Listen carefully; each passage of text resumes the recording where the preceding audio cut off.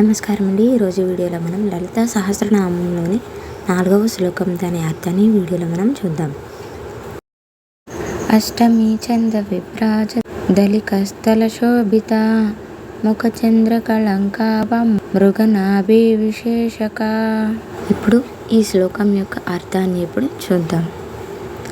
అష్టమి చంద్ర విభ్రాజ దళికస్థల శోభిత అంటే అష్టమి నాటి చంద్రుని వలె ప్రకాశించుచున్న పాల భాగముచే పవిత్రమైన సౌందర్యముతో అలరారుచున్నది.